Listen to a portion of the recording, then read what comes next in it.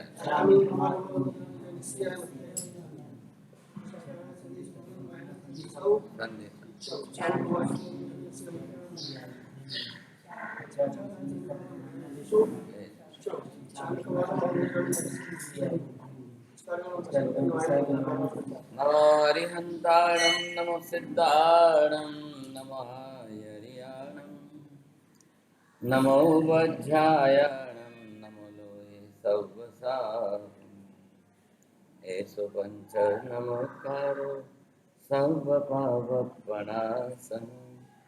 मङ्गलानं च सर्वेसिं परम् अवहि मङ्गलम् जय जगजीव जोड़ी वेयाणो जगगुरु जगानंदो जगनाहो जगवंदो जय जगप्रिया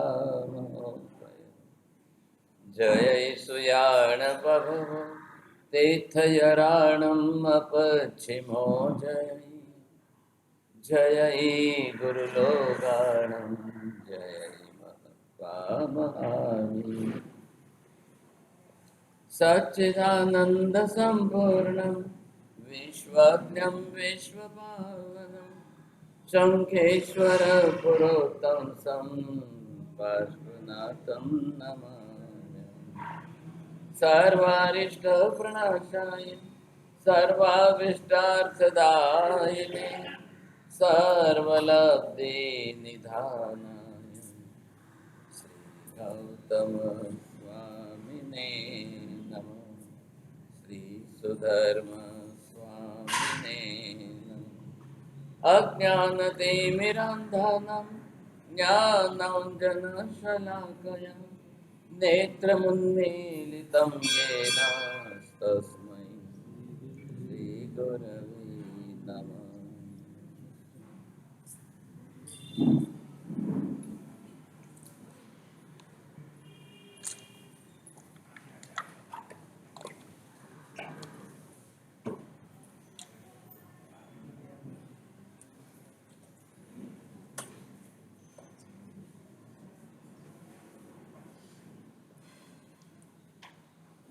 नामकरण करके यहाँ पर चक्र शब्द का प्रयोग साथ में जोड़ दिया।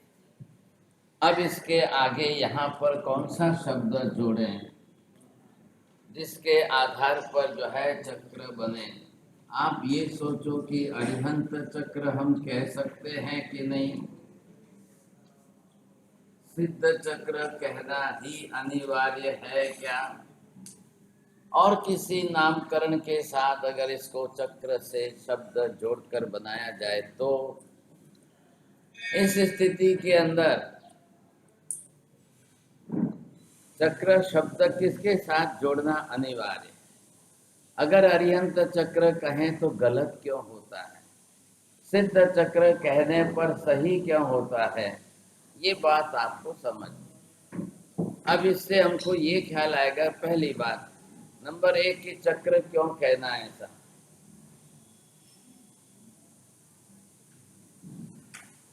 चक्र कहने का तात्पर्य क्या है, बोलो मेरे साथ बोलो। जब चक्र नहीं कहें तो कैसे, और चक्र कहें तो कैसे। क्या चक्र होना जरूरी है या चक्र नहीं हो तो भी चलता है। आखिर तो 9 पद से मतलब, और 9 पद से मतलब है तो चक्र क्यों कहना जरूरी है। काका यही है, चक्र नहीं कहें तो भी क्या दोष है, कोई गलत हो रहा है क्या? 9 पद कहने में 9 पद आप किसी भी तरह से लिखो, किसी क्रम से लिखो, उल्टे सुल्टे क्रम से भी होगा तो भी कोई गलत नहीं था। फिर चक्र कहना अनिवार्य कहाँ आ रहा है, ये बात है। अब चक्र कहें तो फिर निश्चित होना चाहिए। अब आज तक जिस तरह से शाश्वत नाम की एक व्यवस्था की गई है, और शाश्वत नाम की व्यवस्था के अंदर जैसे इसको चक्र शब्द जोड़ कर दिया और एक शब्द ही चल रहा है, सिद्ध चक्र। आज दिन तक कभी आपने अरियन चक्र नाम सुना है, आचार्य चक्र नाम सुना है, साधु चक्र नाम सुना है, दर्शन चक्र नाम? कोई। अब जिंदगी संसार के अंदर जैसे ही चक्र की व्यवस्था आ जाए तो यहाँ पर एक शब्द जोड़िए। अब ये क्या हो गया, इसके अंदर ये शब्द है आकार का। तो एक ऐसा आकार दिया गया है जिसको चक्राकार। गाड़ी चलती है तो चक्र, जिसको व्हील नाम अंग्रेजी में दे दिया, लेकिन है क्या वो भी? तो सबसे पहले आपको ये देखना है कि चक्राकार स्थिति आएगी तो ये गोलाकार तो बनना ही बनना है।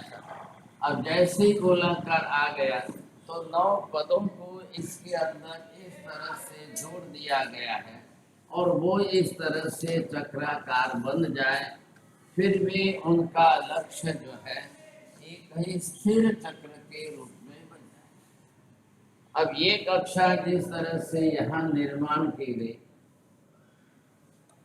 और ऐसे जो है चल करके पदों की व्यवस्था की गई, तो निश्चित रूप में केंद्र में तो आया अरिहंत पद।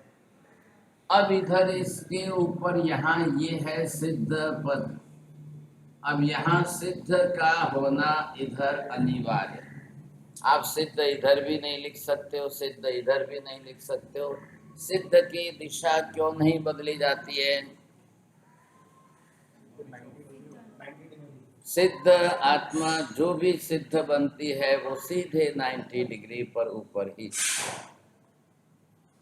अब सिद्ध पद अंतिम पद है, नंबर 2 दूसरा का।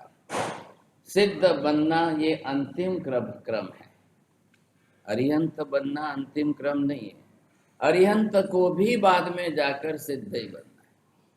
अब वो रुकेंगे नहीं, जो भी सिद्ध बन जाएंगे वही उनकी अंतिम कक्षा आएगी। इधर आप देखेंगे आचार्य भगवंत, उनको भी जाकर के सिद्ध बनना, इधर उपाध्याय जी भगवंत को जाकर सिद्ध बनना है, इधर साधु हो या साध्वी जी हो उनको भी जाकर सिद्ध ही बनना है।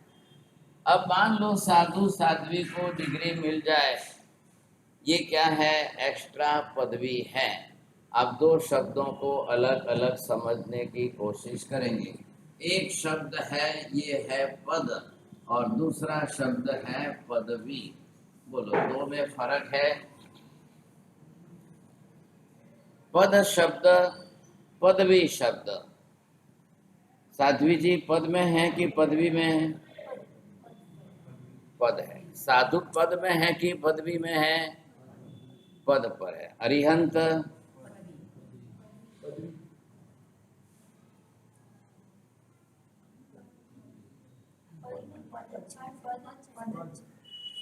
अरिहंत पदवी है।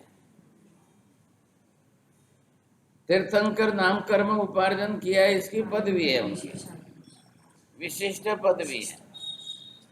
सिद्ध क्या है?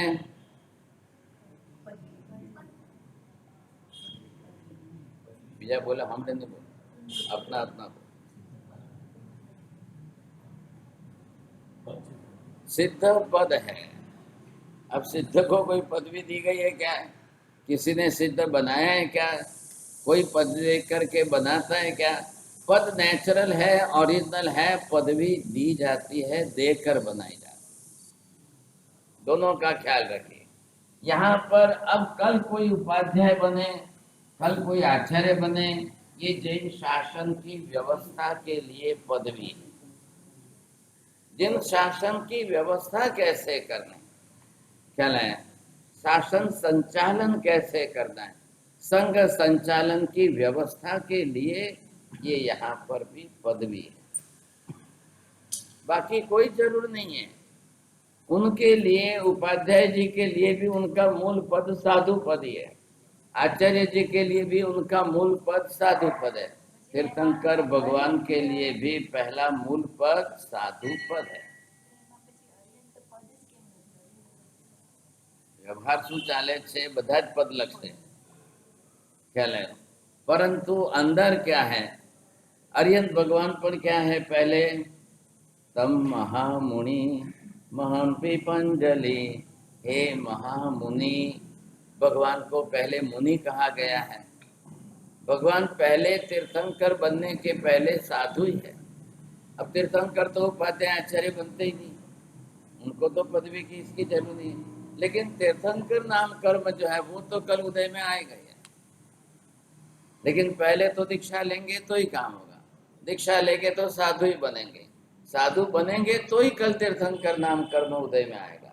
बिना दीक्षा लिए, बिना साधु बने तीर्थंकर नाम कर्म की पुण्य प्रकृति उदय में नहीं है। तीर्थंकर बनेंगे ही नहीं फिर, तो ये अनिवार्य हो गया है।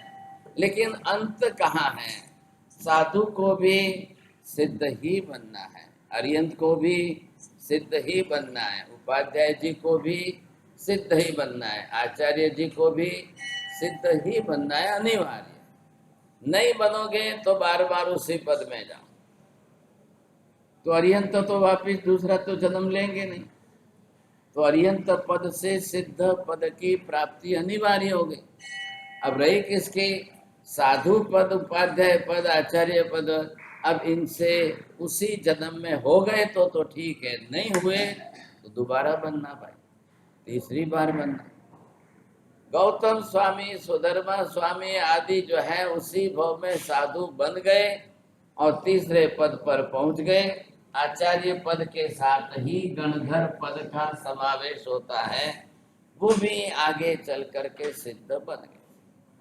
इधर देखिए नियम क्या बना, अरिहंत को सिद्ध उसी जन्म में बनना कंपलसरी, गणधर को उसी जन्म में सिद्ध बनना कंपलसरी, दूसरा भाव नहीं करेंगे। इतना बड़ा पद है सोचिए, लेकिन गणधर भी क्या है, पदवी है। पहले क्या दिया, पहले दीक्षा दी, सबको पहले दीक्षा दी। वैशाख सुदी 11 दिवसे पहला एक साथ 4411 ब्राह्मण पंडितों बधाए दीक्षा। दीक्षा लिए तो पहले आप साधु बन गए। अब चतुर्वेद संघ हुआ है तो ये 4411 और बाकी के 29 लोग और थे, साध्वी जी बने, श्रावक में से भी दीक्षा लेकर साधु बने, इनके सिवाय के भी। ये 4411 तो ब्राह्मण है, 4000 तो उनके शिष्य है, 11 मुख्य गणधर। वैशाख सुदी 11 बार। अब 4000 बाकी के साधुओं को तो कोई पदवी नहीं मिली, उनका क्या हुआ, उनमें से कौन मोक्ष में गए कि नहीं गए, कितने गए कि कितने नहीं गए, लेकिन ये 11 गणधर तो कंपलसरी मोक्ष। अब भगवान की कितनी बड़ी जिम्मेदारी है। वैशाख सुदी 11 को 4011 को दीक्षा देने के बाद भी किसको गणधर बनाना, किसको गणधर बनाएंगे।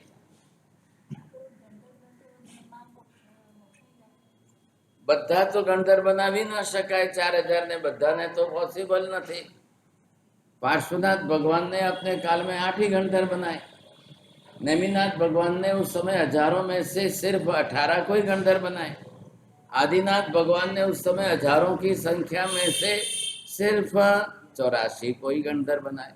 आज सिमंदर स्वामी आदि 20 तीर्थंकर भगवंतों ने सिर्फ 84 को ही गणधर बनाए। अब भगवान तो केवल ज्ञानी है, भगवान तो तीर्थंकर है, केवल ज्ञानी हुए तभी तो तीर्थंकर बने। શું થયું, પહેલા તીર્થંકર થઈને પછી કેવલી બન્યા કે પહેલા કેવલી બનીને પછી તીર્થંકર બન્યા?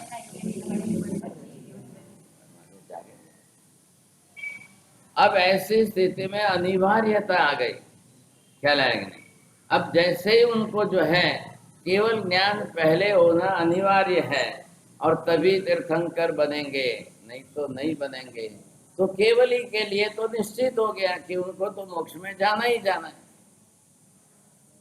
केवली बन गए मतलब 8 में से 4 घाती कर्मों का क्षय हो गया। अब बचे कितने? बाकी के 4 अघाती कर्म हैं, वो वैसे ही जाने वाले। घाती कर्म न जाए तो अघाती नहीं जाएंगे, घाती जाएंगे तो अघाती कर्म अनिवार्य जाएंगे। बोलो।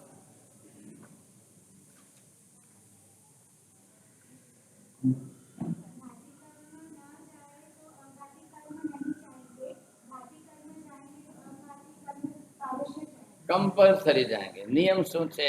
એટલે હવે તમારે મહેનત શેના માટે કરવાની રહી? અઘાતી કર્મને ખપાવવાની મહેનત કરવાની જરૂર નથી, ઘાતી કર્મો જ ખપાવવાની મહેનત કરવાની જરૂર છે। કેમ? તો કે ભાઈ આત્માના મૂળભૂત ગુણોનો ઘાત કરનાર જે છે તે ઘાતી કર્મ છે। મૂળભૂત કણા ગુણ કયા છે? જ્ઞાન, દર્શન, ચારિત્ર, તપ, વીર્ય। આ મૂળ ગુણો છે, સમજાય। और वही कर्म बन जाते हैं ज्ञानावर्णीय, दर्शनावर्णीय, मोहनीय, अंतराय। अब इसके बिना तो आगे गाड़ी चलेगी नहीं। आ 4 घाती में पहला कहो मोहनीय कर्म क्षय करो એટલે પહેલા વિતરાગ થઈ જવાય। વિતરાગ થઈ ગયા ને હવે રાગ દ્વેષ બિલકુલ ન રહ્યા એટલે હવે તમારે ચિંતા કરવાની જરૂરત જ નથી। હવે કોઈ કર્મ રહેવાનું નથી। એક વખત પહેલો પાયો ખસી ગયો મોહનીય કર્મનો એટલે બીજા કર્મો क्षय थवाना ज है। उल्टा जब मोहनीय कर्म अगर क्षय नहीं हुआ तो बाकी एक भी कर्म नहीं खपे। बोलो। मोहनीय कर्म अगर क्षय नहीं हुआ तो एक भी कर्म नहीं खपेंगे। बस ये नियम हो गया। 8 कर्मों का गणित इस प्रकार से चल रहा है। हर हालत में आपको पहले मोहनीय कर्म का क्षय करना अनिवार्य है। ख्याल आएगा? अब यही कर्म एक ऐसा बचा हुआ है, आप इसका क्षय नहीं करोगे तो आगे के कर्मों का क्षय नहीं। अब ये कर्म मुख्य है, ये कर्म क्षय हो गया तुरंत आपके दूसरे ज्ञानावर्णीय, दर्शनावर्णीय, अंतराय क्षय होते ही केवल ज्ञान, केवल दर्शन हो ही जाए। और वो हो गया तो उसके बाद में अघाती कर्म तो सिर्फ आयुष्य तक ही सीमित है। महावीर स्वामी को 42 वर्ष की उम्र में 4 घाती कर्मों का क्षय हो गया। अब बाकी बचे 4 कर्म। 30 वर्ष तक जीवित रहे, आयुष्य था वहां तक, और दीपावली की अर्धा रात्रि के अंदर बाकी के तीनों कर्म मतलब आयुष्य तो है ही, नाम गोत्र वेदनीय, ये साथ में क्षय हो गए। 2 मिनट नहीं लगे। देशना देते देते भगवान जो है लास्ट में मौन होकर स्थिर हो जाते हैं। कितने मिनट लगती है? आधी मिनट नहीं लगती है। 14वें गुणस्थान पर आते पंच रस्वाक्षर काल के अंदर चारों अघाती कर्म क्षय होते आत्मा सीधे निकल करके मोक्ष में जाकर सिद्ध बन जाए। पहला सिद्ध बने कि पहला मोक्ष में जाए? पहला मोक्ष में जाए कि પછી सिद्ध बने?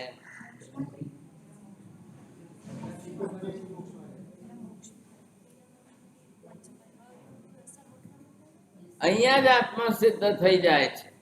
जैसे ही आत्मा शरीर से छोटी और 8वां कर्म का क्षय हो गया कि सिद्ध बन। नमो सिद्धानम पाठ राख्યું છે, नमो मुक्तानम पाठ નથી રાખ્યું। अब बाद में मोक्ष में जाएंगे। सिद्ध न थाय तो मोक्ष जवाय एम નથી। सिद्ध बनना मतलब क्या? सर्व कर्म रहित बनना। लेवा छेल्ली कक्षा આવી गई એટલા માટે સિદ્ધ ચક્ર નામ પાડવું કે અરિયંત ચક્ર નામ પાડવું। સેન્ટરમાં અરિયંત છે, કેન્દ્રમાં અરિયંત છે, लेकिन लास्ट अवस्था सिद्ध છે। અરિહંતની અવસ્થા કાલે બદલાઈ જશે, મોક્ષમાં જશે એટલે અરિહંત સિદ્ધ થઈ જશે। અરિહંત સિદ્ધ થઈ જશે એટલે ચોક્કસ મોક્ષમાં જવાના ને જવાના। समझवानी कोशिश करो पहला। अब इस कक्षा के अंदर दूसरा अरियंत चक्र नाम नहीं रख सकते हैं, आचार्य चक्र नाम नहीं रख सकते हैं, गणधर चक्र नाम नहीं हो सकता है, उपाध्याय चक्र नाम नहीं बोला है। अब उपाध्याय पद आएगा, ये आधारभूत पद है। साधु पद मूलभूत पद है। सबका मूलभूत पद ये है। कल आपको कोई भी डिग्री लेनी हो तो लो, पदवी लो तो लो, नहीं लेनी है तो मत लो, कोई फर्क नहीं पड़ता है। आत्मा के लिए मुख्य पद कौन सा है? साधु पद है। મોક્ષમાં જવા માટે આચાર્ય પદવી અનિવાર્ય નથી. મોક્ષમાં જવા માટે ઉપાધ્યાય પદવી અનિવાર્ય નથી. મોક્ષમાં જવા માટે અરિહંત બનવું પણ અનિવાર્ય નથી. પણ લાસ્ટ મોક્ષમાં જવા માટે સાધુ બનવું અનિવાર્ય છે. अब ध्यान दिया आपने? दूसरे किसी के साथ कंपल्सन नहीं जोड़ा है। तो साधु पद बेसिक पद हो गया, मूलभूत पद हो गया। साधु बने बिना कोई मोक्ष में नहीं गया। अरिहंत बन्या वगरना अनंता मोक्षे गया। आचार्य बन्या वगरना अनंता मोक्षे गया। गणधर बन्या वगरना अनंता मोक्षे गया। उपाध्याय जी बन्या वगरना अनंता मोक्षे गया। पण साधु बन्या वगर एक पण नहीं गयो। ये शाश्वत व्यवस्था देखिए, परमानेंट सिस्टम क्या है? Permanent system. भले नेपाली तनाव पर एक पण भगवान मोक्ष नहीं गया। कांकरे कांकरे सिद्ध्या अनंतानी संख्या कोनी आवी? એટલા માટે પાલીતાણાને બીજા બધા તીર્થો કરતા પર શિરમોર સમજાય. જગમાં તીર્થ દો બડા શત્રુંજય गिरनार। 20 तीर्थंकर शिखर जी पर मोक्ष में गए, लेकिन पालीताना में जितने साधु मोक्ष में गए उतने शिखर जी पर साधु उनकी अल्प संख्या में भी नहीं गए। आ रहा है ख्याल में आपको? तीर्थंकर के नाम से देखो तो सिद्ध क्षेत्र समेत शिखर जी, मैक्सिमम तीर्थंकर जहां से मोक्ष में गए। लेकिन जहां से मैक्सिमम संख्या में कोई भी मोक्ष में गया हो, वो साधु पद से मोक्ष में जाने वालों की संख्या पालीताना से। फागण सुद 13 की फेरी के दिन 8.5 करोड़ की संख्या में अभी एक भी गणधर कोई नहीं है। आचार्य उपाध्याय कितने हैं उसका कोई हिसाब नहीं है, पता नहीं है, लख्यू नहीं। परंतु 8.5 करोड़ की संख्या कोनी छे? शांब और प्रद्युम्न आदि के साथ सब साधु। તમે બધા જ ખાલી ચૈત્રી પૂનમ કાર્તિકી પૂનમ બેદ રટો છો, એના કરતા તો આ પૂનમ જે આવશે કઈ છે? આસોની પૂનમ જે આવશે, મેક્સિમમ સંખ્યામાં મોક્ષે જનારા આસોની પૂનમ કેટલી કાલે શોધીને લાવજો. अटेरे साधु जी तो कटे गया, ये नवा पाऊंगा। अब यहाँ पर आप पहले ये समझिए, आसो की पूनम बहुत बड़ी संख्या है, लेकिन प्रचलित व्यवहार में चैत्री और कार्तिक की 2 ही आ गई तो लोगों को 2 से ही मतलब है। आसोनी पूनम कोई समझवा तैयार नहीं। करो प्रयत्न करो, देखो इतनी बड़ी संख्या आसो की पूनम, कितनी बड़ी संख्या, किसकी संख्या और किन की संख्या है वो आप ध्यान रखिए। हमारी शोधिकारी 20 करोड़ नी संख्या कोनी छे? 5 पांडवों साथे नी। ख्याल तो कोण पूछे छे भाई कोने नहीं तो यात्रा करवा जवानो नहीं कहीं थतुं, એટલે એના કરતા આપણે तो कार्तिकी पूनम में याद रखवानी बस। ये बड़ा फिगर जो है। अब लास्ट फिगर आज की तारीख में जो उपलब्ध है वो लास्ट फिगर 20 करोड़ का है बस। इससे बड़ा कोई फिगर, कार्तिकी पूनम को 10 करोड़, चैत्री पूनम को 5 का ही है। बाकी बधा नाना नाना फिगरो गणा छे, मोटा छे 13 करोड़ 17 करोड़ वगैरह, पण अत्यारे 20 करोड़ थी वधारे मोटो फिगर न। चलो अब यहाँ पर क्या बात आई? द लास्ट पद कौन सा है? अपरिवर्तनशील पद कौन सा है? स्थिर पद कौन सा है? अस्थिर पद कौन सा है? अरियन पद भी बदलने वाला है, वो भी जाकर सिद्ध बनेंगे। आचार्य उपाध्याय पद भी बदलने वाला है। गणधर भी जाकर के सिद्ध बनेंगे। आचार्य उपाध्याय बन गए और उसी भव में मोक्ष में नहीं गए तो उनको दूसरे बार, तीसरी बार, चौथी बार, पांचवी बार भी वैसा ही पद लेकर या साधु पद लेकर मोक्ष में जाना पड़ेगा। आज जो आचार्य बन गए, आज जो उपाध्याय बन गए और मोक्ष में नहीं गए, अब आजे तो जवाना नहीं, भरत क्षेत्र में आजे तो संभव नहीं, पर હવે पदवी तो થાય જ છે।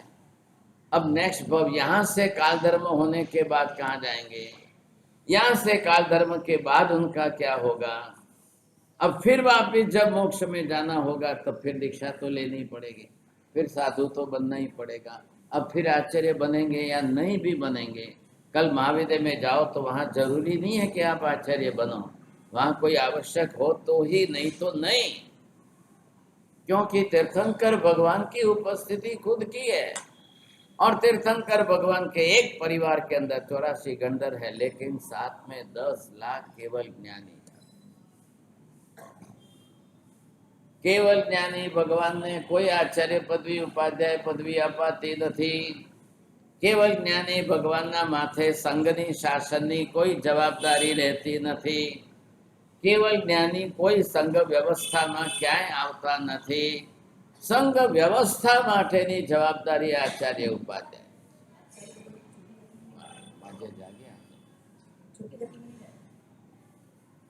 अब यहाँ पर जो है, जिस तरह से एक बार जो भी केवल ज्ञान हो गया, अब आप केवली की कक्षा में चले गए, आपको निश्चित रूप से मोक्ष में जाना है।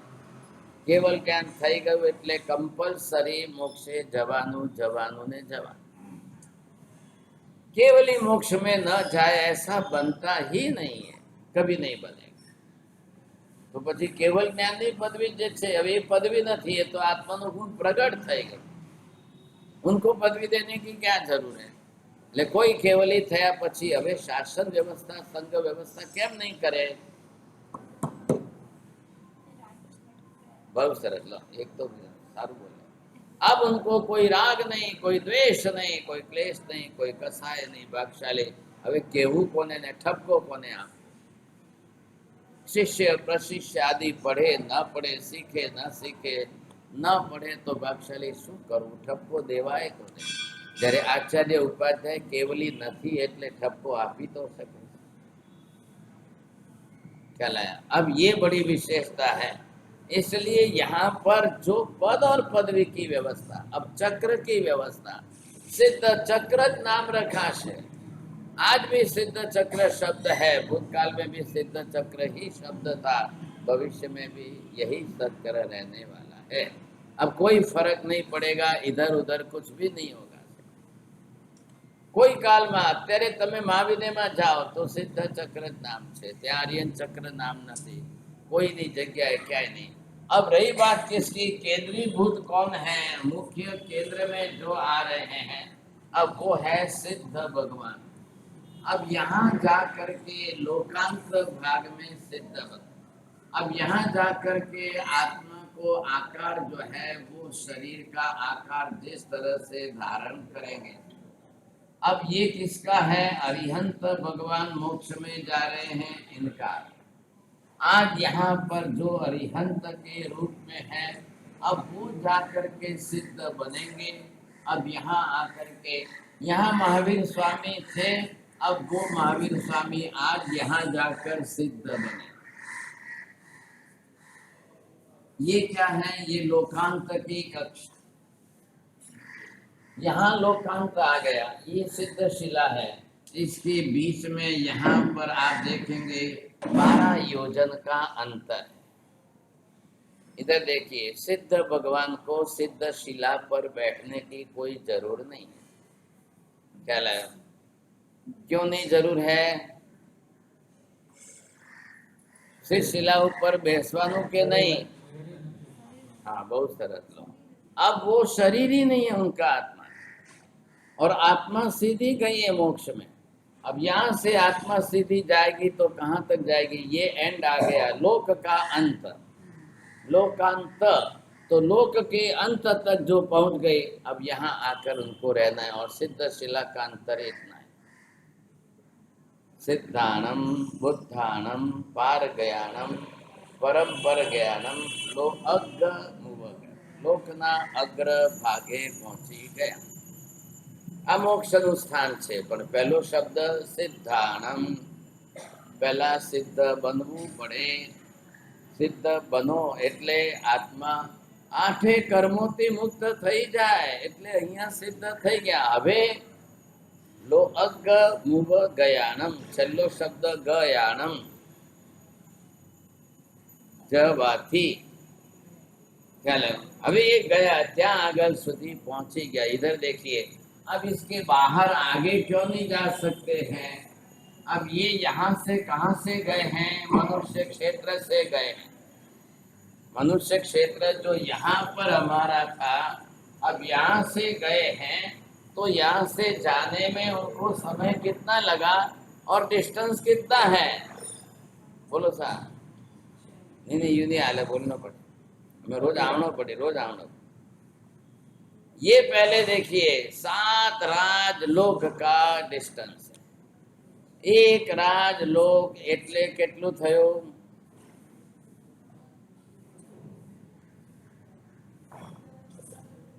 Very good. आचू पड़ी तो गयो सब, बहुत नसीबदार. एक राजलोक बरोबर असंख्य योजन, और ऐसे 7 राजलोक. असंख्य मल्टीप्लाइड बाय 7, 7 बार असंख्य का गुणाकार करो, इतने असंख्य योजन. जैसे अमास की अंधेरी रात को 2 बजे महावीर स्वामी ने शरीर छोड़ा.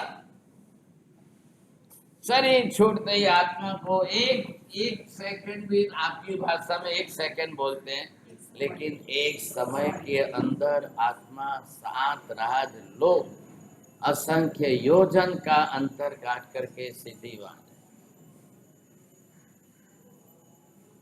आज जैसे आपको तो बंदूक की गोली जो है, अब स्प्रिंग इतनी पावरफुल है कि बंदूक की गोली का प्रेशर इतना रहेगा कि वो जिस डेस्टिनेशन तक पहुंचने वहां तक पहुंचे. आज मिसाइल छोड़ो तो आपको ये लगा कि भाई 1300 किलोमीटर तक जा सकती है, तो सीधी. अब वो मिसाइल को 1300 किलोमीटर जाने में कितनी सेकंड लगती है, तो गति कितनी तीव्र हुई. तो आत्मा को एक समय में असंख्य योजन जाने में इतना अंतर है, लेकिन समय एक समय. बस आज जगत में छेल्लाમાં छेल्ली गति, स्पीड, लास्ट कक्षा की स्पीड जो है वो ये आ गई साहब. अब ये अंतिम कक्षा की स्पीड हो गई. इससे ज्यादा स्पीड अब दुनिया में संभव आ गई ख्याल में. लेकिन अब इतनी स्पीड के साथ जो जाए तो ये लोकांत है. टकराना तो यहाँ पर है. एकदम जैने અથડાય કે नहीं, गुजराती में जे અથડાવું, बिल्कुल टकराना है वहां पर. अब क्या होगा? शरीर तो छे नहीं, એટલે કે હાડકા ભાંગે એવું કઈ છે नहीं. अब सीधी आत्मा को जब वहां तक पहुंचना है और वहां जाकर के ही उनको स्थिर रहना है. अब ये महावीर स्वामी गए और इधर से अगर ये पार्श्वनाथ भगवान गए, तो पार्श्वनाथ भगवान खड़े खड़े अब वो इस कायोत्सर्ग मुद्रा में गए. अब उनकी आकृति वहां इस प्रकार की रहेगी. જેમણે શરીર છોડતી વખતે છેલ્લે શરીરનું જે પોસ્ચર બનાવી રાખ્યું હોય, એ પોસ્ચરમાં આત્મા ત્યાં આગળ સ્થિર થાય. બોલો.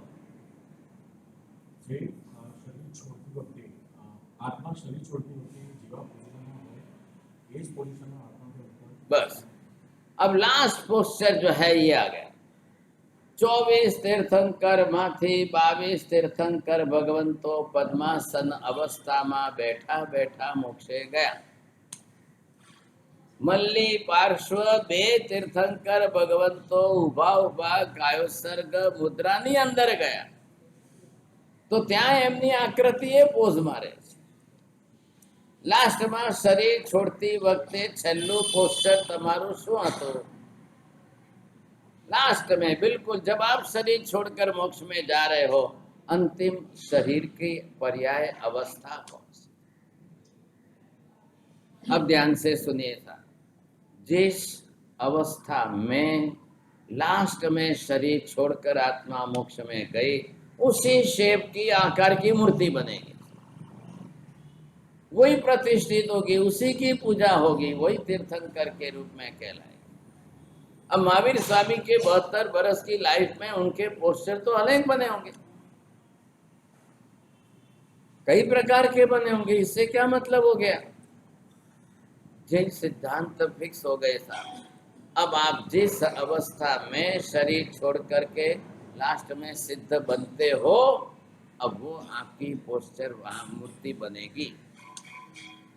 अब हिंदू धर्म की बात अलग है, सीता को गले लगा करके राम की मूर्ति बन सकती है, श्री कृष्ण राधा को अपने पलाठी पर बैठा कर गले में हाथ रखे वैसी मूर्ति वहां उनके लिए पूजनीय है। कभी आपने महावीर को देखा कि यशोदा को पास में बैठाए गले में हाथ रख करके वैसी मूर्ति देखी आप? पार्श्वनाथ की कभी प्रभावती को गोद में बैठा करके वैसी मूर्ति आप देखी? कोई सवाल नहीं। संसार छोड़ दिया, दीक्षा ले ली, त्यागी बन गए, अब बाकी के राग और मोह दशा की मूर्ति नहीं आएगी। वो खुद रागी नहीं है, उनको देखकर राग नहीं आना चाहिए। वो खुद रागी द्वेषी नहीं है, इसलिए मूर्ति कैसी बनेगी? प्रशम रस निमग्नम दृष्टि युग्मम प्रसन्नम। कोई राग पण नहीं, कोई द्वेष पण नहीं, राग नो अंश पण न आवे, द्वेष नो अंश पण कोई ने न आवे, एवी ध्यानस्थ प्रतिमा। इधर देखिए नियम क्या है, कंपलसरी मेडिटेशन पोज में ही वो शुक्ल ध्यान में रहेंगे, तभी उनका कर्म क्षय होगा और तभी उनका शरीर छूटेगा। बिना ध्यान के, बिना शुक्ल ध्यान के एक भी भगवान कभी मोक्ष में नहीं। अब नियम क्या है? अरिहंत यहाँ पर है, तो अरिहंत को हम क्या कहेंगे? यहाँ पर सशरीरी। भगवान यहाँ देहधारी है। जब तक महावीर स्वामी का आयुष्य पूरा नहीं हुआ है, वहां तक सशरीरी सकर्मी। अब उनके कर्म अभी तक अघाती कर्म बाकी है, लेकिन यहाँ से कल जाकर के सिद्ध बन गए। अब आप यहाँ क्या बोलेंगे? ये अशरीरी है, अब अकर्मी है। अब वहां पर इनकी क्या कक्षा है? यहाँ अभी जब अरिहंत भगवान है, तब वो स्वयं तीर्थंकर है। तीर्थंकर नाम कर्म की विशिष्ट पुण्य प्रकृति साथ में है। अब वहां जाकर के तीर्थंकर नाम कर्म की पदवी नहीं है। यहाँ जब तक थे, तीर्थंकर नाम कर्म की पदवी के अनुरूप इनके अतिशय साथ में है। ये अतिशयों वाले हैं, अब इनके वहां पर कोई अतिशय नहीं रहते। यहाँ पर तीर्थंकर है, वहां तक ये प्रातिहार्य है। कितने प्रातिहार्य है? अष्ट प्रातिहार्य। अब इसमें से सिद्ध का एक भी नहीं रहता है। आ रहा है ख्याल में आपको? अरिहंत है, वहां तक क्या कक्षा, कैसी कक्षा रहेगी? कल सिद्ध बनने के बाद अब क्या कक्षा? मूलभूत पायानो फर्क है। એટલે आप खाली क्या करो, 20 पॉइंट लिख के लाओ होमवर्क। 20 पॉइंट अरिहंत और सिद्ध के तुम्हें कितना लख्या है? 22 लख्या। Very good. चल, इन्होंने 22 तो ले गए, तुम्हें काले लखीन लाओ 100, 10, 15, 20। आपको ये समझता है कि अब जैन धर्म के अंदर ये व्यवस्था हो गई कि अब जैन धर्म में भगवान जो है, अब वो 2 प्रकार के हो गए। एक प्रकार पहला अरिहंत का है, दूसरा प्रकार सिद्ध का है। तो ये सिद्ध भगवान है और ये अरिहंत भगवान है। अब नवकार में पहला करनो क्रम राखनो। बोलो सर, नमो सिद्धानम क्यों नहीं? अरे पण कोण मोठा है? मोठा कौन है? अरिहंत और सिद्ध अब दोनों भगवान के रूप में है। दुनिया के सब धर्मों में इतनी ऊंची ऐसी व्यवस्था कहाँ है? आपने कभी सुना है अन्य धर्मों के अंदर ऐसी व्यवस्था? पहले नंबर एक, यहाँ तो दीक्षा लेंगे तो ही केवल ज्ञान होगा, तो ही तीर्थंकर बनेंगे, तो ही भगवान कहलाएंगे, नहीं तो नहीं। अब रामायण महाभारत वापिस सुन लो, देख लो, वहां पर कोई दीक्षा लेना कंपलसरी है, कोई लेते भी है कि नहीं, कोई लेना दे। कब केवल ज्ञान हुआ, कैसे केवल ज्ञान हुआ, हुआ कि नहीं हुआ, तो कि कोई जरूरी नहीं। जैन धर्म में बिना केवल ज्ञान हुए कोई भगवान नहीं बने। बाकी दुनिया के अंदर कहीं पर किसी ने ऐसी व्यवस्था रखी थी? जैन धर्म के अंदर पिछले जन्मों से तीर्थंकर नाम कर्म उपार्जन करके साथ में लेकर आएंगे तो ही भगवान बनेंगे, नहीं तो नहीं बनेंगे। बाकी दुनिया ने किसी ने ऐसी व्यवस्था रखी नहीं। ભગવાન નહીં, ભગવાન, બે શબ્દ जुदा पाड़ो। તમે લખશો, તમારા માટે હું લખું છું। अब ये शब्द आपने, ये भगवान है और ये है भगवान, बोलो કેટલો ફરક છે? આ ભગવાન એટલે શું થયા? ખાલી પૂજ્ય, બસ। ભગવાન નહીં બોલना, કાકા ગરડા થયા। अब भगवान शब्द पूजनीय, एंड पूजनीय એટલે just respected, we are giving them the respect। હવે એ પૂજનીય તરીકે ઓળખાશે, પણ ભગવાન એટલે શું થયા? ઐશ્વર્યવાન થઈ ગયા। ભગવાનના 14 અર્થો કલ્પસૂત્રના પહેલા વ્યાખ્યાનમાં છે। ફરી આવતા વર્ષે મોટા આચાર્ય ભગવંત આવે ત્યારે ફરી કલ્પસૂત્ર સમજો। मैं तो समझा के निकल गया भाई। अब आप ये समझेंगे कि भगवान शब्द ज्ञानेश्वर्य, अब ज्ञान अंतिम कक्षा का है, दर्शन अंतिम कक्षा का है, सारी कक्षाओं के अंदर इस प्रकार की आ गई वो भगवान। लेकिन फिर भी दो फर्क कर दिए सब, ये अरिहंत और ये सिद्ध। आज हम नमो सिद्धाणम का जप करेंगे। कल पहले अरिहंत का किया, भाई नवकार बना है, श्रेष्ठ ये है। लेकिन यहाँ पर अब शासन चलेगा किससे? धर्म बनाएगा कौन? धम्म तीर्थ यरे जिणे, अब ये व्यवस्था कौन करेगा? आ भगवान शब्द थयो એટલે જ્ઞાન દર્શન આદि ગુણો વાલા, અને આ જस्ट ઓનલી ધ રિસ્પેક્ટેડ, પૂજનીય, પૂજ્ય। केवल ज्ञान નથી થયું તોય, केवल ज्ञान दर्शन न થયું હોય તો પણ, ये बेसिक डिफरेंस हो गया। अब यहाँ इन दोनों के अंदर हम जिस प्रकार का फर्क कर रहे हैं, भगवान की कक्षा आनी चाहिए। अब इनके गुण कितने होंगे, इनके गुण कितने होंगे? यहाँ सिद्ध के लिए तो सिर्फ हो गया आत्माना 8 कर्मों जेमने क्षय करीने 8 गुणों प्रगट कर्या छे एवा सिद्ध। अब आप आंकड़ा मत देखो, आंकड़ा बड़ा है कि छोटा है। कल आप बोलोगे लास्ट कक्षा के ऊंचे भगवान, तो ये इनके तो 8 है और इनके यहाँ पर 12 क्यों किए गए साहब? तो इनके 12 में 8 अतिशय के आ गए, ये प्रातिहार्य के आ गए। अष्ट प्रातिहार्य बाहर के है सब। समवसरण है, अशोक वृक्ष है, देवता पुष्प की वृष्टि करते हैं, चामर है, सिंहासन है, छत्र 3 छत्र है, बामंडल है, ये सब देवकृत अतिशय। और वो किसके कारण है? तीर्थंकर नाम कर्म की पुण्य प्रकृति के कारण। बीजा कोईने पण केवल ज्ञान केवल दर्शन थशे छता पण ए तीर्थंकर नहीं कहेवाय, एमने अशोक वृक्ष समवसरणनी जरूर નથી। केम के तीर्थंकर नाम कर्म उपार्जन નથી કર્યું।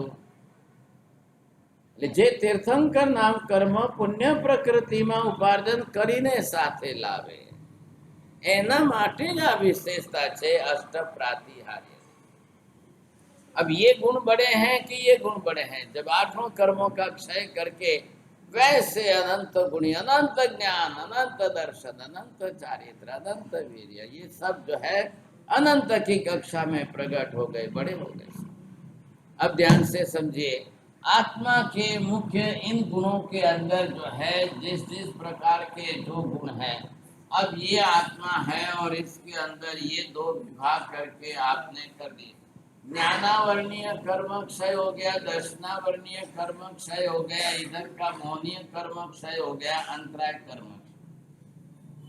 चारों कर्मों का क्षय होने से क्या हुआ, यहाँ पर भगवान को अनंत ज्ञान प्राप्त हो गया, अनंत दर्शन प्राप्त हो गया, अनंत चारित्र प्राप्त हो गया, अनंत वीर्य शक्ति प्रकट हो गई।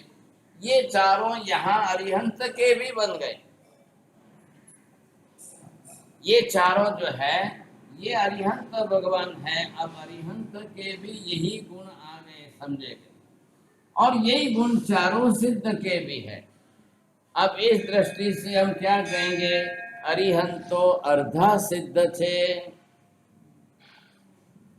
અહીંયા જો પહેલા બોર્ડ ઉપર જુઓ, અરિહંતો પણ અર્ધા સિદ્ધ છે। તો એ જ ગુણો જે છે અરિહંતમાં અને સિદ્ધમાં બેમાં સરખા છે। એમનું પણ અનંત જ્ઞાન એક સરખું, સિદ્ધનું પણ અનંત દર્શન બંનેનું એક સરખું, અનંત ચારિત્ર બંનેનું એક સરખું, अनंत शक्ति एमनी पण एक शक्ति। इधर देखिए, अब क्या है, इधर के ये चार कर्म जो है, अभी ये आयुष्य कर्म है, ये वेदनीय कर्म है, ये नाम कर्म है, ये अरिहंत के अभी बाकी है और वो सिद्ध के नहीं है। એટલે સિદ્ધ અષ્ટ કર્મ ક્ષય વાલા થયા, અરિહંત ચાર કર્મ ક્ષય વાલા। अब चार कर्म क्षय होने पर इधर देखिए, अरे महावीर स्वामी 42वें वर्ष में आधे सिद्ध बन गए, चार घाती कर्मों का क्षय हो गया।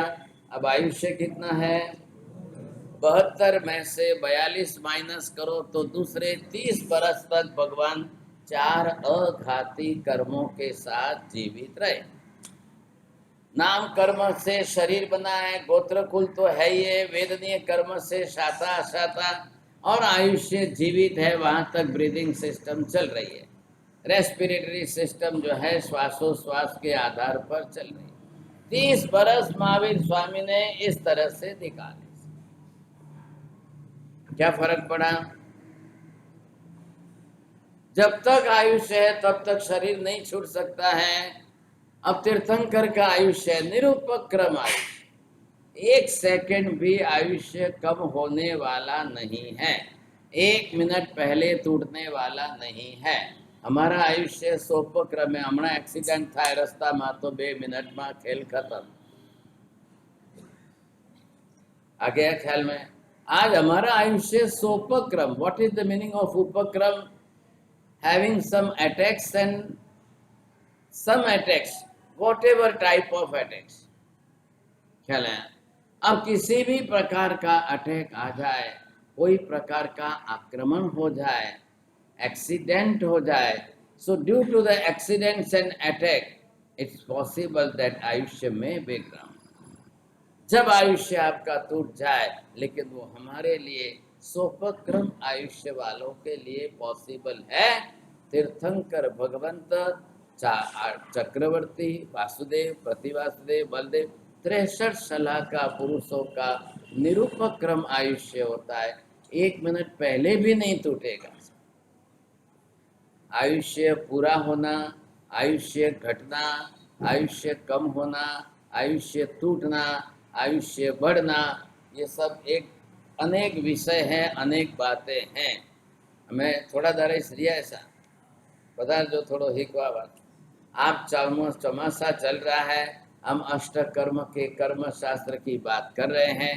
आयुष्य कर्म का विषय जब शुरू होगा तब आप इसमें नोट्स कर लेना, समझ लेना, और हमारे लिए बहुत जरूरी है। हमको हमारा खुद का आयुष्य समझना है, हमको हमारा खुद का भी तो आयुष्य समझ में आना चाहिए। अब जिस प्रकार के जैसे आयुष्य को लेकर हम चल रहे हैं, लेकिन महावीर स्वामी का कोई फर्क नहीं पड़ेगा। इंद्र महाराज ने कार्तिकी अमावस्या की रात को आकर विनती की, भगवान थोड़ा सा आयुष्य बढ़ा दो, थोड़ा सा आयुष्य बढ़ा दो, लेकिन महावीर स्वामी ने ना कह दिया, it is not possible at all. अब ये गणित समझना पड़ेगा, ये गणित सीखेंगे आप। ऐसा अरिहंतों का और सिद्धों का जो स्वरूप जिस तरह से बताया गया है, अरिहंत परमात्मा, सिद्ध भगवान।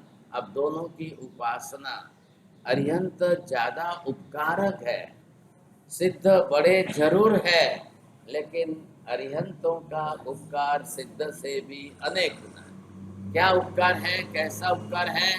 धम्म तीर्थ यरि जिणे, धर्म तीर्थ की स्थापना करने वाले।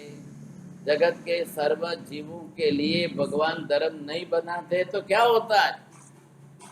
अरे ये बात समझ, भगवान धर्म की स्थापना अरिहंत ही करते हैं, आचार्य नहीं करते हैं, उपाध्याय नहीं करते हैं, साधु नहीं करते हैं, सिद्ध को तो कुछ भी नहीं करना है। એટલે આચાર્યો શું કરે? અરિહંતે બનાવેલા ધર્મને આગળ વધારે। ઉપાધ્યાયજી શું કરે? અરિહંતે બનાવેલા ધર્મમાં જે જ્ઞાન તત્વ છે, ભણાવવાનું કામ આ ઉપાધ્યાયજી महाराज। साधु साध्वी जी स्वयं उस धर्म का आचरण पालन करके, so they become as a soldiers of the Jain. साधु साध्वीओ तो जिन शासनना जे छे योद्धा छे, स्वयं अपने आप पर भगवान का शासन, भगवान के सिद्धांत, भगवान का धर्म, how to apply in the practical life, जीवन के अंदर प्रैक्टिस में लाते हुए वो अपने जीवन में भगवान के स्थापित धर्म को अपने जीवन पर चलाएंगे। ये विशेषता। तो धर्म बनाने की, धर्म स्थापित करने की जवाबदारी क्या है? कयो धर्म, केवो धर्म, जगत ने केवो धर्म आपको छे, जगत का कल्याण कैसे होगा, ये समझना बहुत जरूरी है। आज रात को 7 बजे एक क्लास चालू हो रही है। It is about Jainism and Jainology. अब धर्म क्या है, दर्शन क्या है, धर्म क्या है और शाश्वत स्वरूप का सिद्धांत क्या है, ये समझने के लिए क्लास चालू हो रही है। देश प्रदेश के लोग ज़्यादा है। आपको भी किसी को इंटरेस्ट हो तो आप जुड़ सकते हो, सीख सकते हो, लेकिन 1 साल का कोर्स हो, 1 बरस तक चलेगा कोर्स। ये व्याख्यान इस प्रकार के हैं, क्या लगेगा? अभी मैं आगे का व्याख्यान जो है महीना श्रीपाल का शुरू, कालनी अधूरी बात छे ने बात। अब महीना श्रीपाल के जीवन की घटना में आपको समझने में क्या आएगा सर? अब ये कर्म क्षय कारक धर्म है, और इधर ये भाई साहब रोज नया कर्म बांधने की बात कर रहे हैं। श्रीकांत अपने जीवन में कैसा जीव है?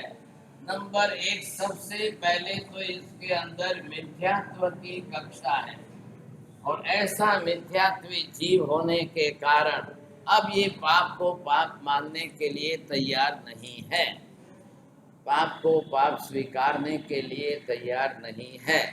अब हिंसा, झूठ, चोरी, it is not the sin, it is the life, part of the life, is the way to life.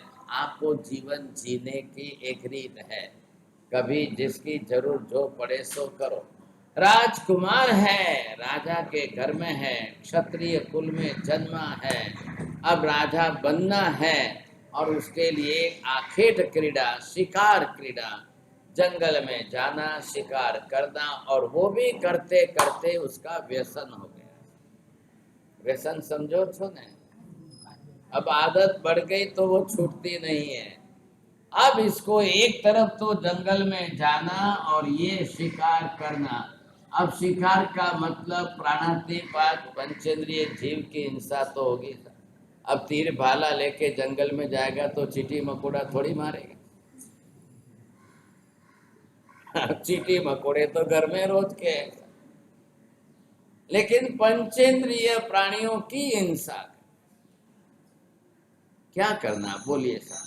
ऐसी स्थिति में ये मिथ्या मती जीव, और ये इसकी शादी हुई है, इसके साथ में महिला ये श्रीमती है, अभी आज पहले वो पीले बहू में श्रीमती है, लेकिन सम्यक दृष्टि है, धर्मी धर्मात्मा है, अच्छी। अब इसको बिल्कुल पसंद नहीं है। ये क्या सुबह उठ के रोज नाटक चलाया आपने? सुबह सुबह उठ करके तीर भाला लेकर के जंगल में। धर्मी आत्मा वो है, सम्यक दृष्टि उसको कहते हैं कि पाप पसंद नहीं है, खुद करना पसंद नहीं है, दूसरे करे वो भी अच्छा नहीं लग रहा है। लेकिन अब शादी ऐसे के साथ हो गई, अब क्या करना? बोलो, तमें लग्न कर्या ત્યારે निर्णय કરીને કર્યું तो नहीं, ऐसे ही कर लिया। शादी करने के पहले आपने और दूसरी कंडीशन एग्रीमेंट मत करो, હું પાપ કરીશ નહીં, તમારે પણ પાપ નહીં કરવાનું, હાલો બે લગ્ન કરીએ। મને એકે પાપ પસંદ નથી, તમારે પણ પસંદ નહીં કરવાનું, ચાલો કરીએ લગ્ન। अरे करो तो ऐसा एग्रीमेंट करो, समझेंगे। अब इसका मतलब क्या? अब ये जीव जो है अलग ही दिशा, और इसकी पूर्व दिशा और इसकी पश्चिम दिशा, वो 36 आंकड़ो आले इसको। अब शादी करने के बाद अगर ऐसा जीवन बन जाए तो चलेगा कैसे, आगे कैसे? शादी के बाद जब प्रेम का संबंध हो, प्रेम का व्यवहार हो, अब वहां द्वेष बुद्धि आ जाए, रोज लड़ाई झगड़े हो, तो वो आगे चलेगा क्या करना, कैसे करना, कैसे? श्रीमती चाहती है कि इनका शिकार तो छुड़ाना है। ये सुबह उठ करके प्राणी हिंसा करते हैं, क्यों छुड़ाना है? तो एक तरफ इसका सम्यक दर्शन कर्म सिद्धांत को भी मानने की बात करते हैं। आ खोटा पाप करीने कर्म बांधशे, नरकમાં જઈને દુઃખી થશે।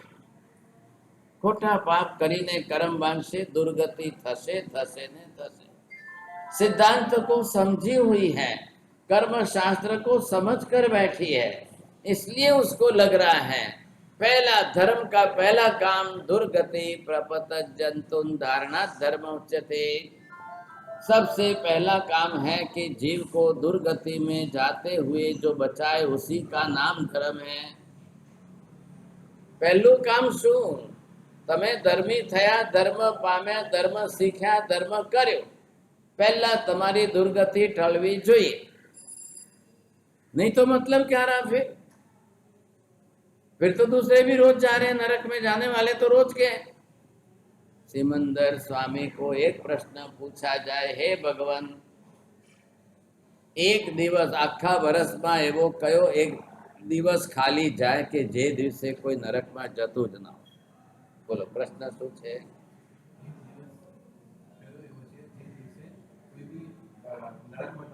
जो शब्द छोड़ी दो, बच्चे न शब्द, ऐसा क्यों करते? बोलो नहीं, तमें शब्द छोड़ी दो।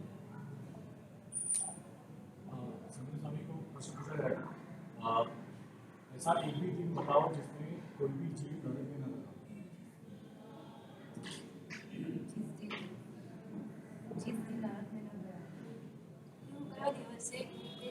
अरे खाली शब्द केम बोलो में तकलीफ पड़े?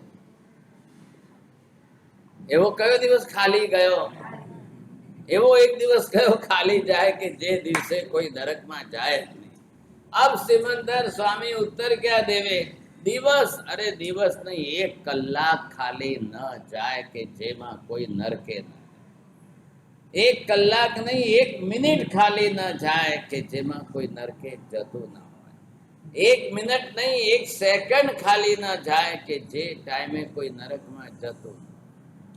बोलो हमें आप 1 कलाक व्याख्यान में बैठा, कतरी मिनट हुई? 60 मिनट हुई। 60 मिनट री सेकंड कतरी हुई? 3600 नरक में गया। नरक में असंख्य आवशे क्या थी? असंख्य जीव नरक में जाएंगे कहां से? कहां से आएंगे? कहां से जाएंगे? अब पूरे 24 कलाक का निकालो, आपने 1 कलाक के 60 मिनट की 3600 सेकंड निकाली, 24 कलाक का हिसाब निकालो। शायद 1 सेकंड में भी कितने जाते होंगे वो हिसाब है, नहीं तो असंख्य आएंगे कैसे? आप पूरे साल भर का निकालो, 24 घंटे का निकला, अब 7 दिन के सप्ताह का, फिर 1 महीने का, फिर 12 महीने का, तो भी टोटल फिगर ही आएगा। इट इज कैलकुलेटेड फिगर, संख्यात हो जाएगा। जबकि नरक में है कितने? असंख्य। अब असंख्य इतने नरक में जा रहे हैं, इसका मतलब ये हो गया कि इतना गुना पाप कर रहे, इतना गुना पाप बढ़ रहा है तो जा रहे हैं।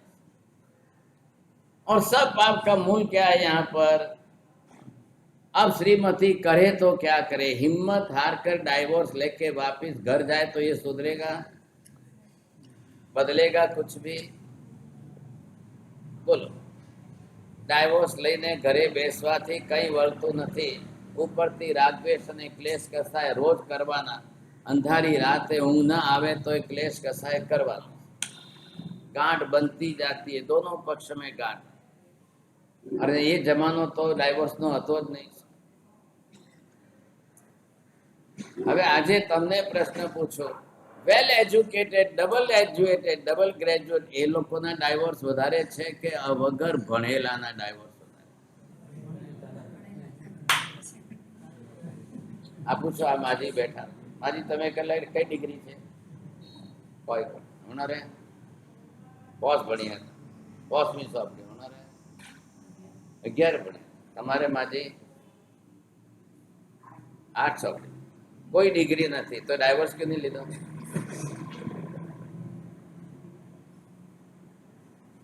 भाई साहब, आप पुराने प्राचीन काल के देख लो, सब देख लो, 1000 माजी लाओ, 1000 माजी लाओ, क्लेश कसा एमना जीवन में नहीं आवे? पति के साथ झगड़ा नहीं हुआ, परिवार जॉइंट फैमिली थी उस समय, और उस समय की जॉइंट फैमिली में कितने मेंबर रहते थे? नहीं झगड़ा थया होय? देराणी जेठाणी झगड़्या वगर रहे खरा कोई दाड़ो?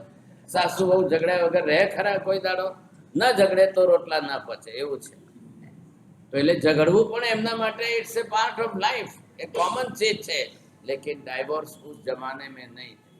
ને આ ડબલ ગ્રેજ્યુએટ આજે દાલ અને કઢીની બાબતમાં ડાયવોર્સ, હવે આટલા તો ડાયા કહેવાય, દાલ અને કઢીની બાબતમાં ડાયવોર્સ, क्या मतलब हुआ? श्रीमती ने निश्चय कर लिया है कि हूँ पाछी घरे जवानी नहीं, परणी छो एने सुधारी ने छोड़ी, आ आज थी मारो संकल्प छे। शू सुधारवानुं छे? बनी शके तो पहला तो पाया माथी सुधारो करवो छे, पण न बनी शके तो आ शिकार तो छोड़ावी नहीं रही। अब इसके अंदर सबसे बड़ी समस्या क्या है? खाली शिकारी करता है ऐसा नहीं, अब शिकार करते जाए, कोई साधु महाराज को देख ले तो उनको भी मारता है। आ तकलीफ बहुत। बोलो હવે પહેલા શું બંધ કરાવો? પહેલા શું કરવું? તમે ભલે મહારાજ પાસે જાઓ કે ના જાઓ, તમારે વંદન ન કરવાય તો ન કરતા તમે જાઓ, પરંતુ તમે સાધુ મહારાજને મારવા કે मारो सा? साधु महाराजे तमारू बगाड्યું શું છે? તમારે માનવા ન માનવા એ તમારો વિષય છે, કોઈ સાધુ થયા છે એને મારવાનો તમને કોઈ અધિકાર, लेकिन अंदर क्या है? હવે આ મોટો પ્રશ્ન છે, એટલે એ મિથ્યાત્વ હોવાના કારણે સાધુ મહારાજને પણ છોડવા તૈયાર। खाली अपने राजमहल की गैलरी में बाहर बैठे थे, दूर देख रहे थे, वो थोड़ी हवा खाने के लिए गैलरी में बैठे, अपना बंगला कितना अच्छा है, देखो कितना अच्छा व्यू दिखता है। लोगों एटला माटे तो माथेरान ने महाबलेश्वर क्या क्या जाए। अब जब गैलरी में बाहर बैठा है और दूर 1 किलोमीटर दूर एक साधु महाराज जो है जा रहे हैं, विहार करे, रास्ता में जाए। रस्तो तो એટલો દૂર છે, રસ્તો તો બધા માટે છે, તમારા ઘરમાં તો નથી આયા, તમારા બંગલામાં નથી આયા, इतने लंबे रास्ते में बिहार कर रहे हैं, जा रहे हैं, इसमें क्या गलत है? अंदर શું પડ્યું છે? अब जैसे ही साधु महाराज को देखा, फटाफट ताली बजानी शुरू की, और ताली बजाते शब्द मुंह से क्या निकले? मारो मारो साला कोड़िया, मारो मारो। जैसे ही चिल्लाया कि उसके 700 बॉडीगार्ड्स तैयार। राजाना एक इशारे दौड़नारा जे छे एना बॉडीगार्ड्स, 1 2 5 नहीं, आज मोदी ने पण नथी एटला 700, बाइडन ने पण नथी एटला 700 भागशाली, ज्यादा से ज्यादा कितने होते हैं? 10-20 होते हैं, लेकिन इधर 700 एक आवाज के साथ 700 आ गए। बोलिए महात्मा राज, क्या हुक्म है? अरे साला कोड़िया को मारो मारो। तीर भाला तलवार हाथ में लेकर के ये 700 भागे एक साथ में दौड़ गए और सीधे जा करके साधु महाराज को धड़ धड़ा धड़ धड़ धड़ा धड़ मारना। एक अकेले साधु महाराज और ये 700 जने मारने वाले। अब બધા કેવા હોય? જેનો રાજા જેવો હોય એના બોડીગાર્ड्स બધા કેવા હોય પછી? अब वो क्या करेंगे? उनको सोचना है, विचार करना है कि ऑर्डर का पालन करना है। उनको क्या सोचना है? उनको विचार कुछ नहीं करना है। You are as a soldier. If you are on the border, either it may be LSC or LOC, shoot at sight. बस you have to follow the orders. अब आपको कुछ नहीं विचार, એમને પોતાને વિચાર કરવાનું ન હોય। મિલિટરીમાં પહેલા તમે આવો એટલે પહેલી કન્ડિશન, પહેલી શિખામણ છે, you have to follow the order. This is the basic discipline. खेल खत्म। अब आपने अगर उसके सामने खुद का विचार किया तो देखना तुमको ही शूट कर देंगे। 5 મિનિટ થઈ, 10 મિનિટ થઈ, આ 700 જણાનો એક ધારો, ગુજરાતી ભાષામાં જેને કહેવાય દેકારો, એટલે શું માજી તમને આવડે છે? ऐसा उन्होंने सबने ये हो हल्ला करके चिल्लाते हुए, અને આ 700 તો મારી રહ્યા છે ને આ ભાઈ સાહેબને હજી શાંતિ નહીં વળે અને હું રહી ગયો લાવો લીધા વગર, એટલે આ ભાઈ સાહેબ પોતે દોડ્યા છે, ये भी दौड़ा। अब नीचे घोड़ा तो तैयार है, क्या देर लगती है? फटाक से दौड़ करके ये गया तो 700 जने थोड़े हट करके जगह की। फिर राजा ने भी किसी के हाथ से 2 लकड़ी लेकर के, और बोलना क्या है, 2 अलग अलग शब्द है, मारो मारो, અને બીજો શબ્દ છે साला कोड़िया, साला कोड़िया। आप ध्यान रखना, each and every word is more important. एक एक शब्द जो है बहुत ही काम करता है। क्यों? कि वो कर्म कौन सा बंधाएगा। ये सालो मारो मारो નું કર્મ આ જુદું થયું, સમજ્યા કે નહીં? અને સાલા કોઢિયાનું આ કર્મ જુદું થયું। मुंह से निकला हुआ शब्द भी कर्म बंध कराएगा। वचन योग की भाषा का व्यवहार वो भी कर्म बंध कराता ही कराता। कर्म केवी रीते बंधाय छे, कर्म केटला बंधाय छे, कर्म कई रीते बंधाय छे, आपणी भाषाना एक एक शब्दों पण आपणने केवी रीते कर्म बंधाय छे। Be aware of about that. हमेशा शब्दों प्रमाणे पण खूब ध्यान राखो, खूब विवेक राखो। भाषा बोलने के पहले, मुंह में से शब्द फेंकने के पहले 1000 बार सोचना।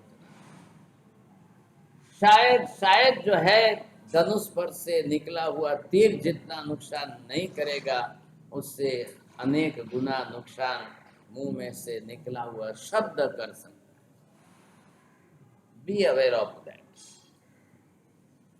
अब ये 700 जने इधर, ये इनका मुख्य राजा श्रीकांत, अब ये मिल करके एक साधु महाराज को मार रहे हैं सामने।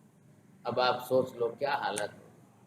अंदर रसोड़ा में काम करती श्रीमती ने आ हो ना आवाज आयो, क्या हो रहा है, क्या चल रहा है? वो दौड़ करके गैलरी में देखने आई तो इधर राजा भी दौड़ करके, वो भी शामिल है।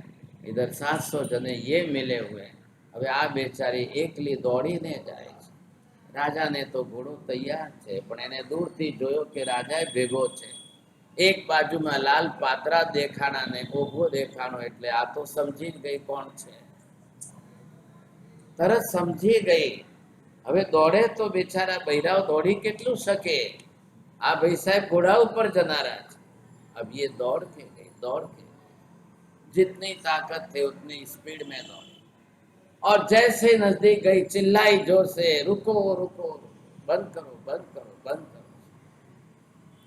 राजा ने 1 मिनट के लिए पीछे देखा और अपने हाथ में से लकड़ी फेंक दी। હવે આ પાછળ આવી ગઈ, અહીંયા આવી ગઈ। હવે રાજાને ગુસ્સો આવે કે શું થાય? અને ગુસ્સો આવે તો પછી બીજું કઈ કરી શકે કે नहीं। एक आवाज दिया इसने, जोर से चिल्लाकर श्रीमती ने 700 जने रुक गए। राजा एक तरफ खड़ा रहे। बोलो હવે પહેલા જઈને શું કરવું? પહેલા રાજાને ઠપકો આપવો, આ 700 જણાને ઠપકો આપવો, શું કરવું? નહીં, પહેલા જઈને સાધુ મહારાજને જે છે, સાહેબ મિચ્છામી દુક્કડમ, મારા પતિ છે પણ હાવ ગમાર છે સાહેબ, મિચ્છામી, मारा पति वती हूं माफी मांगी। विचार करो भाग्यशाली, अब साधु महाराज की तो श्वासे चल रही है, 700 जना नो मार खाधो, क्या हालत होगी सोच लो आप। श्रीमती पतिदेव को कह रही है कि हाथ जोड़ो, पगे पड़ीने माफी मांगो। नहीं, बिल्कुल नहीं। हाथ पीछे करके खड़ा हो गया। अहंकार की तीव्रता भी कितनी होती है। हाथ नहीं जोड़ो, माफी नहीं मांगो, पगे नहीं पड़ो, बिल्कुल नहीं कह। मारने वाला कैसे हाथ जोड़ेगा? श्रीमती ने विनती की, बहुत विनती, पण हवे आ पत्थरना थांभलाने समजावो कई रीते? सांभळे एवो छे, माने एवो छे, कोने समझावाय? जे कईक सांभळे एवो होय, कईक माने एवो होय, एने कईक समझावी शकाय, बाकी आवा भूत ने तो शू कहेवुं? लेकिन आपने एक बात पर ध्यान दिया कि श्रीमती की एक आवाज पर इसने हाथ में से लकड़ी नीचे डाल करके बिना मारे चुपचाप खड़ा रह गया। बस ये वेरी इंपॉर्टेंट पॉइंट था। श्रीमती ने मन में ठान लिया, मारी आटली पण बीक एमने नड़े तो छे, मारी आटली बीक थी पण आजे आटલું કર્યું છે ને રાઈના દાણા જેટલો, હવે હું આગળ જે છે જીતી છું। હવે હું આગળ ધીરે ધીરે એમને કોઈ ના કોઈ રીતે સુધારી છું। માણસને પાપનો ભય લાગવો જોઈએ। અહીંયા પાપનો ભય નથી, શ્રીમતીનો ભય છે। लेकिन इतनी शुरुआत तो हुई है, इतनी छोटी सी शुरुआत की है इसने, चांस है। હવે આ 700 ને તો શું ઠપકો આપો? આ બેચારાનું શું વાત? ये तो बेचारा चिट्ठीना चाकर है, एक हुक्म पर चलने वाले, एक आवाज पर चलने, इनका तो कोई दोष नहीं। अब श्रीमती ने 700 जने को कह दिया, मुको आत्मा थी नीचे लाकड़ियों, महाराज ने पगे पड़ो ने माफी मांगो। એટલે આ ભાઈ સાહેબે સીધી જે છે શ્રીકાંતે આંખો કાઢી, નહીં, કોઈ નહીં ઝૂકેગા, કોઈ હાથ નહીં જોડેગા, કોઈ માફી। એટલે હવે શ્રીમતીને થયું કે આ એકને સુધારવાનો ફાયદો, कोई रस्तो नहीं। एक तरफ पति है और दूसरी तरफ ऐसा है, अब दो के बीच में क्या बैलेंस क्या करना? હવે આવા માણસને શ્રીમતી રોજ ગરમ રોટલી ખવડાવે, ચાલશે? હવે રોજ ગરમા ગરમ પીરસીને જમાડવાનું, અને રોજ એમને પાછા પતિ દે, હવે શું કરે ભાગશાળી? બહુ મોટી કપરી કસોટી છે। હવે શ્રીમતીને થયું કે હું ઊંધી ચાલીશ તો ઓર બગડી જશે। એમ જ કરીને આ માણસને હવે કેમ સુધારવો? बहुत कठिन परीक्षा। जरा काले होमवर्क કરીને લાવજો, કઈક રસ્તો કાઢો તો ખરા। Divorce is it the final decision?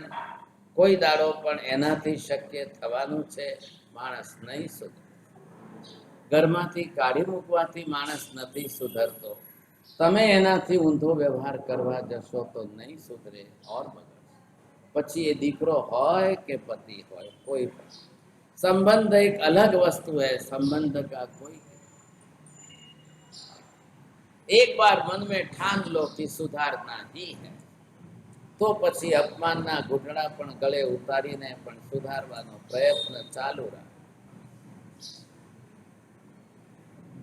क्या दशा है इसकी बेचारे की?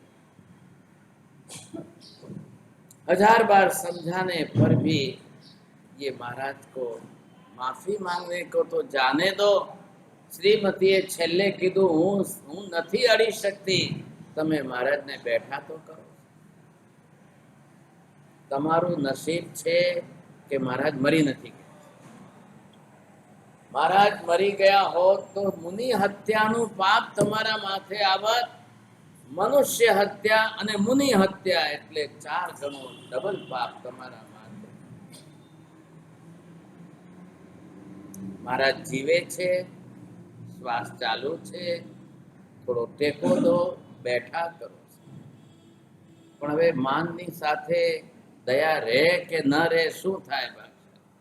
अति अहंकार के साथ दया करुणा का क्या होता है? હું જ મારનારો છું ને હું જ પાછો એમને જે છે ફરી પાછો, એટલે મિથ્યાત્વ અંદરથી કોઈના પ્રત્યેનો રિસ્પેક્ટ ખતમ કરી નાખે। બહુ મોટી મુશ્કેલી છે। तैयार नहीं, बिल्कुल तैयार। और दूसरे सासों को आंख निकाल करके सबको डरा रहा है, खबरदार जो किसी ने हाथ लगाया। अब एमने तो बेचारा ने शू थयो। अब इधर देखिए आप, ये समस्या हो रही है। अब ये इसके साथ में ये 700 जने हैं। अब जो पाप ये खुद बांधेगा वो 700 जने बांधेंगे कि नहीं बांधेंगे? ये 700 इसके साथ जो भी जुड़े हुए हैं, अब यही पाप ये कर रहा है, ये कर्म बांध रहा है, ये सब जो है इस तरह से 700 जने भी एक साथ में एक ही कर्म, एक जैसा कर्म, जिन्हें आपने कहिए सामूहिक कर्म बांध। अब ये भारी सामूहिक कर्म बने। सामूहिक कर्म वो है कि जो मिलकर साथ में बांधो और उदय में आवे तो भोगो भी एक साथ। હવે કોઈને ઘરમાં 700 નું ફિગર હોય, કોઈના ઘરમાં 70 નું જ હોય, કોઈના ઘરમાં 7 નું જ હોય ને કોઈના ઘરમાં 7,000 નું હોય। How many persons are included in that, involved in that? आप एक पाप में कितने सारे इकट्ठे होते वो देखना। एक पाप में कितने इकट्ठे। अब ये चक्कर चलने वाला है। अब जब तक इसकी पाप रुचि नहीं कटती है, पाप बुद्धि नहीं मिटती है, साधु को मारने में पाप समझता नहीं है और किसी में कुछ नहीं लगता है। ये सबसे बड़ी तकलीफ। अब कैसे सुधार? वेरी कॉम्प्लिकेशन, बहुत मोटाમાં મોટી समस्या है। હવે તમે વિચાર કરજો, સમજાય। You are all the ladies, તમે હવે શ્રીમતીના પક્ષમાં છો, શું રસ્તો કાઢવો जरा एना माटे काले विचारी ना। बरोबर छे? आपको थोड़ा बहुत तो ख्याल आना चाहिए कि करना तो क्या करना। और ये ऐसा मत समझिए खाली श्रीमती कोई ऐसा पति मिला है ऐसा मत समझिए। तमने तमारू पुण्य सारू हशे के तमने एवो नहीं मळ्यो होय, बरोबर छे। कदाच तमे धर्मिष्ठ हो ने पति धर्मिष्ठ मळी गयो तो बेनु पुण्य सारू। धर्मिष्ठ होना एक अलग है, लेकिन क्लेश कसाय की वृत्ति होना एक अलग है, राग द्वेष की तीव्रता होना एक अलग है, कर्म रुचि और पाप रुचि होना एक अलग है। पासा खाली पूजा कीधी के दर्शन कीधा अतराती धर्मिष्ठ नहीं वे। अंदर से आपकी पाप रुचि घटी कि नहीं घटी ये देखिए। बख्शाली अब आप सोच लो, श्रीकांत और श्रीमती, मैणा और श्रीपाल की ये टोटल स्टोरी जो है कर्म बेस पर कैसी है, कैसी कर्म के बेस पर चल रही है। अभी मैं थोड़ा श्रीपाल मैणा के तरफ से यूज नहीं कर रहा हूँ, सीधे क्रम से नहीं चल रहा हूँ, उल्टे क्रम से। उल्टा क्रम पहला पिछला भव, कब पाप किए, कब कर्म बांधे और कब उदय में आएगा, तब श्रीपाल क्या करेगा। अरे ये बात समझ को, तरीका बदल दिया आपने। हर तरीके से हर चौमासे में सुनाई है। साध्वी जी महाराज तो रासवाच से, ये तो एमनी रीते गड़गड़ गड़गड़ जैसे गाड़ी चाल। लेकिन आप पहले अगर कर्म की थ्योरी से समझना चाहते, कारण क्या है, मूल कारण इधर आ रहा है। श्रीपाल तो कार्य का भव है, श्रीकांत कारण का। एकांत के भव में पाप कर रहा है, वो कर्म बांध रहा है, अब उदय में आएगा तब की बात कर रहे हैं। पहले पाप तो देख, पहले बांधे हुए पाप से बंधा हुआ कर्म समझ, अब उसके बाद तो विपाक ही है। कर्म के विपाक के अंदर श्रीपाल के भव में भुगतना है, और ये तो अभी कर्म बांधने का, श्रीपाल का भव कर्म का फल विपाक भोगने का भव। मैं एंगल चेंज करके कर रहा हूं, ख्याल है? मैं इसलिए पहले से पिछला भव लेकर के अब समझा, आप समझ लेंगे तो बहुत अच्छी बात है। बहुत बहुत धन्यवाद भागशाली। આ બાજુ તો બધાને 48 મિનિટ થાય એટલી રહેવાની, એ માજી તો હવે આયા ન હવાના। ચાલો धर्मलाल पुण्यशाली है, सर्व मंगल सुनने के लिए आ रहे।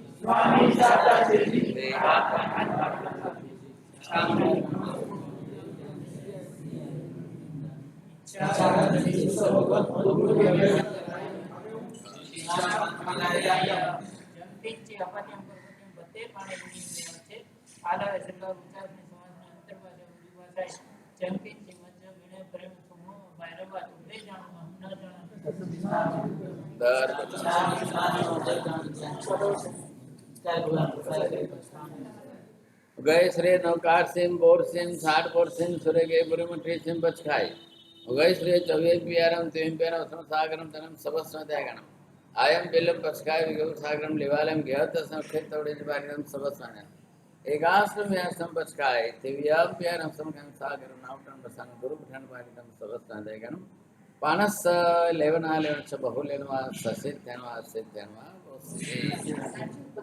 सूर्योगे अभद्र बचकाय दिव्यम प्यारम जम प्यारम संसागन वारिणम सबस्व त्यागणम पानहार पोरसे सार पोरसे सूर्योगे परम सागम सबस्व त्यागणम पानस लेवना च बहुलेनवा ससित धनवा सित धनवा वसिदे सर्वमंगल मांगल्यम सर्वकल्याण कारणम प्रधानम सर्वधर्माणां जैनं जयति शासनम। धर्म